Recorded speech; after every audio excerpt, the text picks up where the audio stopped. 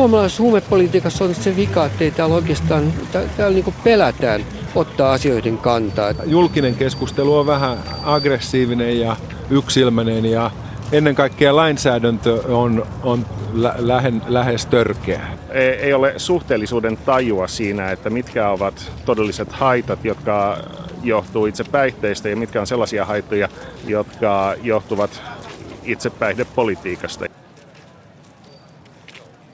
Mitä pitäisi tehdä on avata keskustelua, saada aikaan tällaista ihan asiallista, kiihkotonta keskustelua eri vaihtoehdoista eikä kieltää tällaista keskustelua moralistisin, dogmaattisin perustein. Keski- ja Etelä-Euroopassa kannabikseen suhtaudutaan, jos laki onkin jotain muuta, niin siihen suhtaudutaan katutasolla ihan relasti.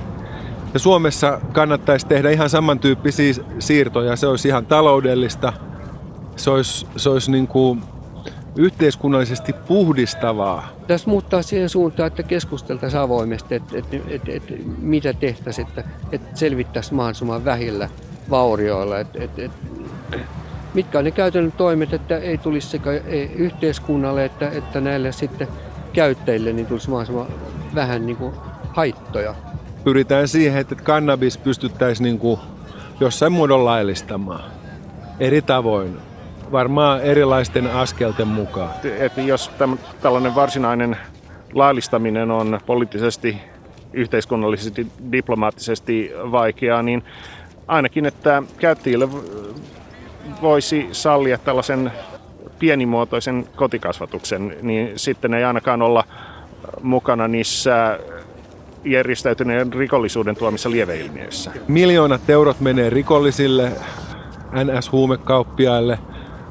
Poliisin resursseja tuhrautuu siihen, että ne joutuu niin kuin taistelemaan tämmöistä verkostoa vastaan. Tämä kaikki niin kuin rahamassivirrat voitaisiin ohjata niin kuin yhteiseen hyvään erilaisten verojen kautta tai jos nyt vaan otettaisiin eräällä lailla sen kylmä järki käteen. Näetkö, että on realistista ajatella, että Suomen huumepolitiikka muuttuu lähitulevaisuudessa? No, mä oon joskus sanonut tällaisiin kysymyksiin, että kyllä se varmaan kestää aika kauan, että varmaan joku Neuvostoliitto kaatuu tai Berliinin muuri murtuu sitä ennen. Me ollaan Euroopassa ja vaikka Euroopan reuna-alueella ollaankin, niin me voidaan nyt ihan niin kuin toiseen suuntaan mennä, kun valtavirta Euroopassa vielä.